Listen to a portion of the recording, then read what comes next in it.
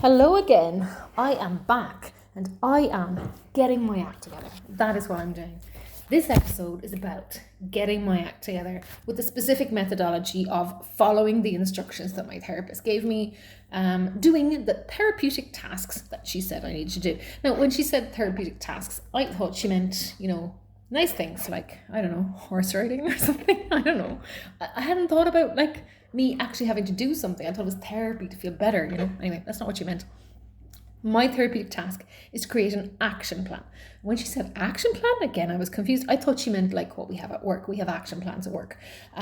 We have an action plan that, this year, our overall goal, we're going to try to enhance what we already do in the area of, I don't know, mindfulness in our classrooms, for instance. We would have multiple things on the action plan, but mindfulness might be one of the things. We're trying to be more mindful and teach the children mindfulness, and we have an action plan around that, and we share information with each other on that. We're all trying to kind of gear up a little bit on that area. So that's an action plan. So I thought, okay, I'm gonna have to make a plan for my life. Oh my God, I don't know what I'm doing.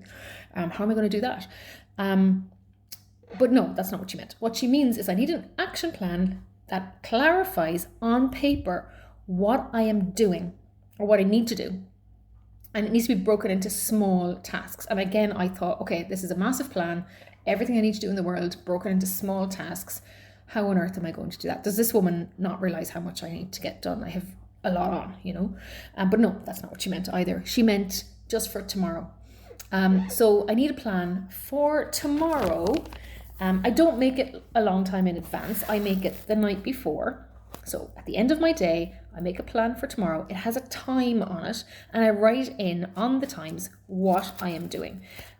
And I was like, oh my God, I've obviously done this before. This isn't rocket science. I've done that before. But what happens to me is it says get up at 8, bring kids to swimming lesson, go for a walk in the park, do some laundry, have lunch. After lunch, go to the shop and pick up these 5 things. After that, have dinner, and then do my planning for work, say, for example. And when I get up in the morning, I look at that and I'm like, oh, no way. I'm not even getting up. No, I don't think I can get up today. I get up 5 minutes before I bring the kids to the swimming lesson. I will do it for the kids. I bring them to their swimming lesson or whatever it is. And then we're back home. And then I look at what I'm supposed to be doing and I'm like, no way, absolutely not doing that. And no, I can't do it. I just can't do it. So then I don't do anything, because it was a plan and I can't do the plan. So really what I'm supposed to be doing is focusing on trying to get things done that are in line with my value and what are important to me, rather than doing random stuff. So I can't just walk around place doing random stuff. Even though I'm more functional now, I can't walk around doing random stuff. I have to do things when I schedule them. And I've never been able to do that, but that doesn't mean I'm not able to do it now. Maybe this is what she's saying. Maybe she's saying you are able to do that now. You are able to schedule something and go and do it. So start scheduling things to do them so that they're done, and then they will be done. And you don't have to walk around in circles around things that are not done all the time then. Routine and structure are my friends. I'm still struggling with that one. She said that I need to work on more consistent behavior. That's what the medication will help me to do. It will help me to maintain consistent behavior. So it's not like I put on one wash and do the laundry one time. I do the laundry every day and I get into a routine about it. And that helps creating routine and structure. So I should be able to do that now. She said that things like avoidance are part of my personality at this point. So that sense of, oh my God, no, I can't do it. That's part of my personality. It's not just that I actually can't do it. It's part of my personality now, because I haven't been able to do it for so long. It's part of my personality. And I will need to do a lot of work to get used to the idea that that is not part of my personality anymore, as long as I'm medicated. If I'm not medicated, yeah, maybe I can't do stuff. But if I am, there's no reason that I can't do what's on the routine or on the plan. She said that if I can work on that I will have personal agency, a sense of efficacy, and I will be more regulated because I have taken action on this. And I'm like, that's really motivating.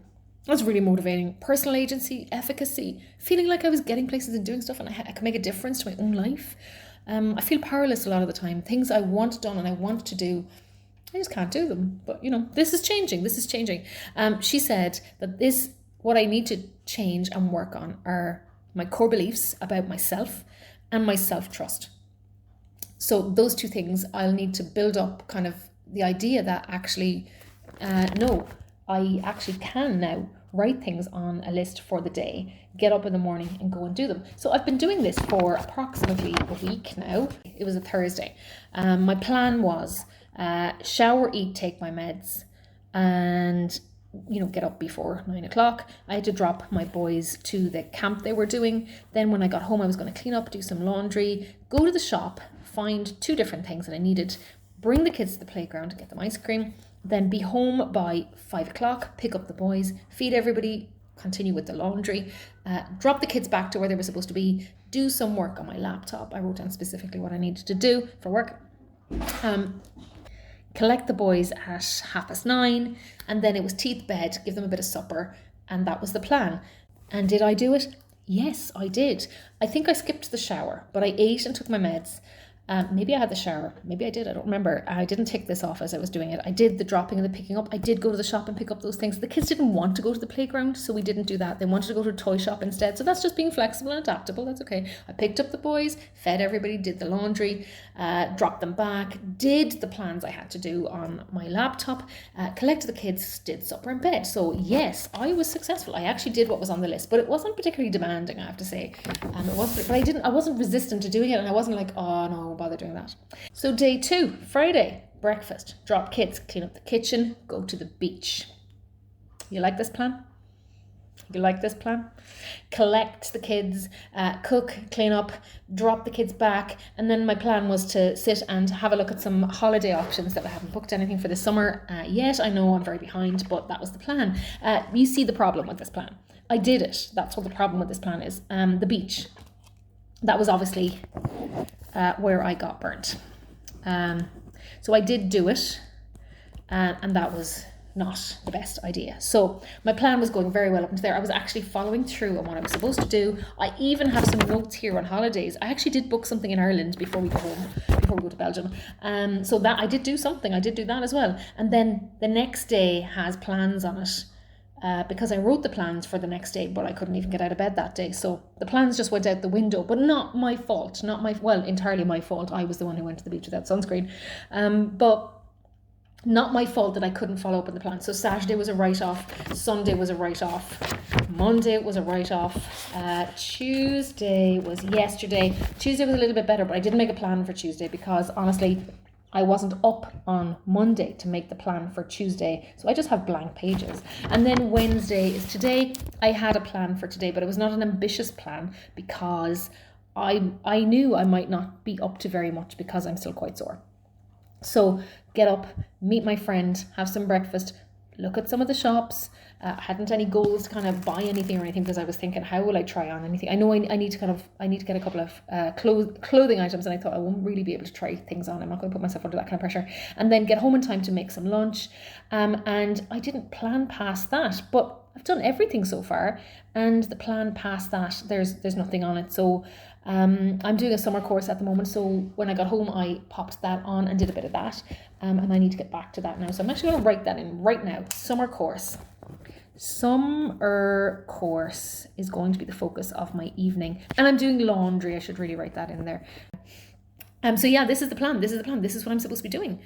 So I'm doing it. This is it. It's very simple, very straightforward. Make a plan for tomorrow with a timeline.